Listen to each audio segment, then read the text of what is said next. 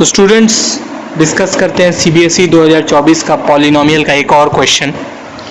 Find the zeros of the quadratic polynomial 6x² - 7x - 3 and verify the relation between the zeros and the coefficient. इसमें आपको relation verify भी करना है और zeros निकालना भी है।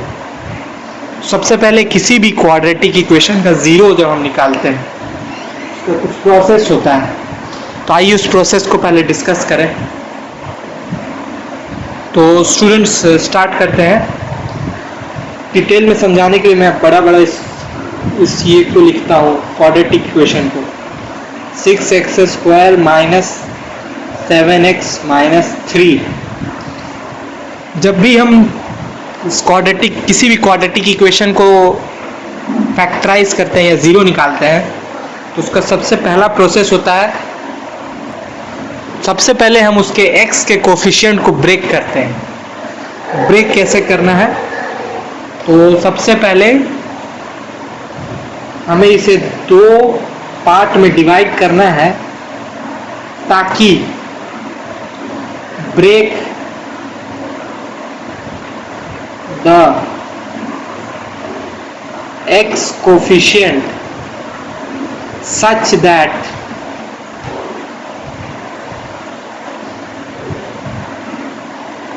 इसके जो प्रोडक्ट होंगे, product of each part, product of both the parts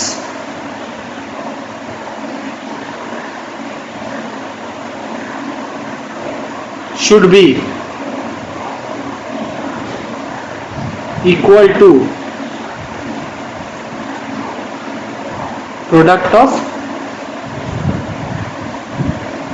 the other two coefficient। तो ये थोड़ा कॉम्प्लिकेटेड है लिखने में,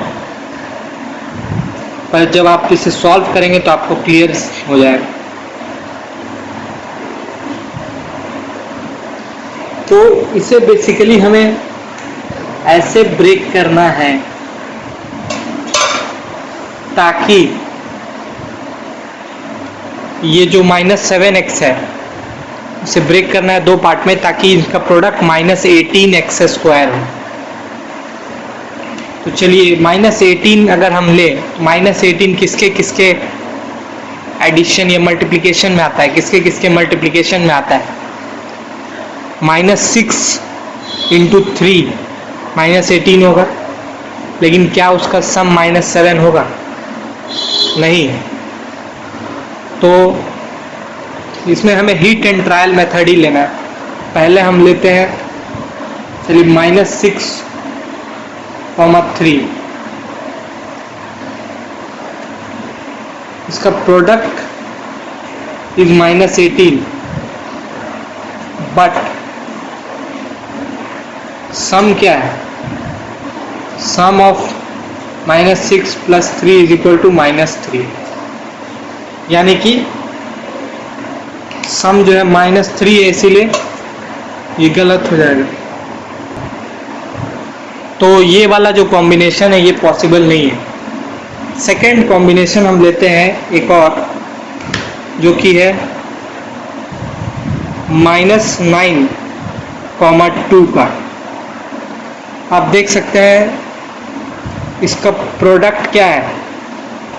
-18 है एंड सम क्या है?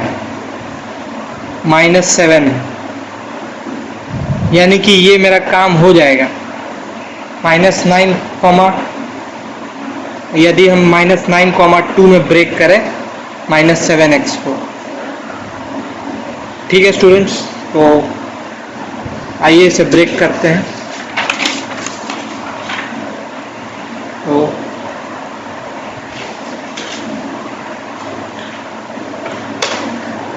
x²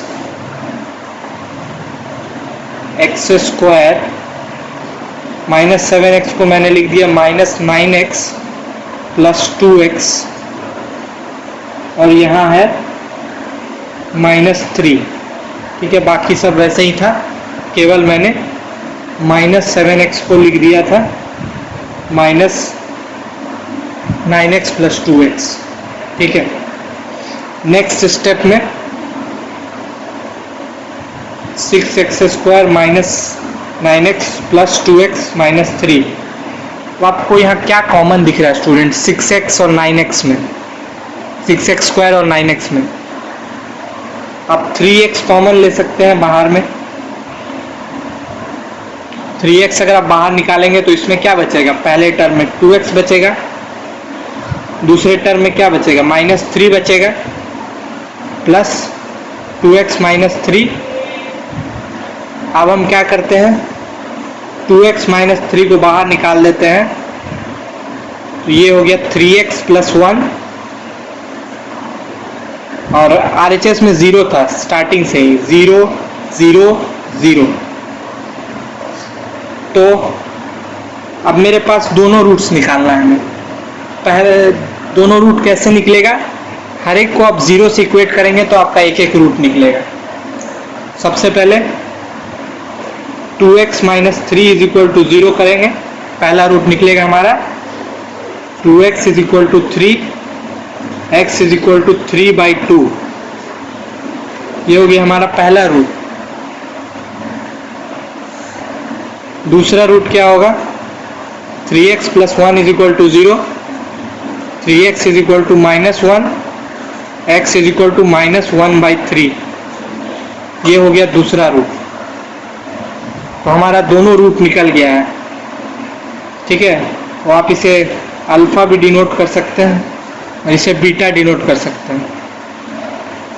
तो स्टूडेंट्स, क्वेश्चन में एक और चीज़ था, क्वेश्चन में केवल रूट्स नहीं निकालना था या जीरोस नहीं निकालना था, आपको उसके साथ साथ उसका वेरीफाई भी करना था। देखिए क्वेश्चन में लिखा है and verify the relation between the zeros and the coefficient.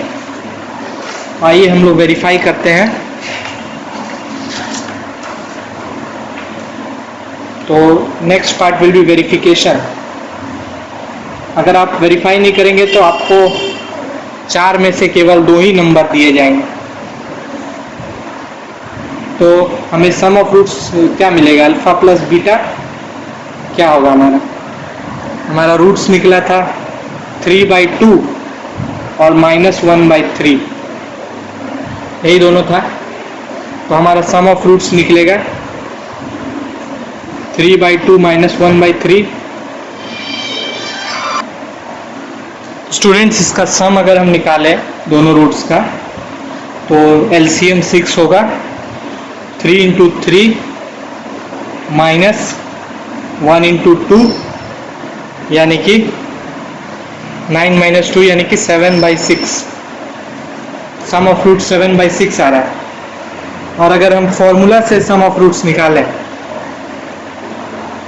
तो अल्फा प्लस बीटा है होता है -b/a। तो आप उस एक्सप्रेशन को देखेंगे तो आपको b और a क्या क्या मिलेगा। ये रहा वो एक्सप्रेशन। तो b का आपका वैल्यू क्या है? -7 और a का वैल्यू क्या है? 6। सबसे पहले हम a, b और c का वैल्यू लिख लेते हैं। तो a का वैल्यू है 6, b का वैल्यू है -7 और c का वैल्यू है -3। तो -b/a क्या हो गया?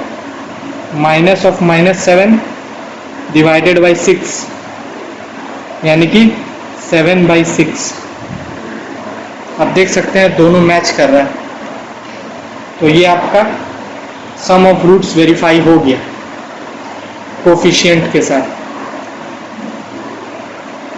अब हम करते हैं प्रोडक्ट ऑफ रूट्स वेरीफाई। तो अल्फा इंटू बीटा क्या होगा? 3/2 इंटू -1/3। तो आप देख सकते हैं माइनस साइन बाहर आ गया। 3 × 1/2 × 3, 3 कैंसिल हो गया। तो हमारा रिजल्ट आया -1/2। ये हमारा प्रोडक्ट आया ऐसे करके, नॉर्मल मेथड से रूट्स को मल्टीप्लाई करके। और फॉर्मूला के हिसाब से हम क्या जानते हैं, alpha plus beta is equal to C by A. तो ए, बी और सी का वैल्यू हमने पहले ही लिख दिया था। सी बाई ए कितना होगा, -3/6, यानी कि -1/2। और फाइनली आप लिख सकते हैं हेंस वेरीफाइड।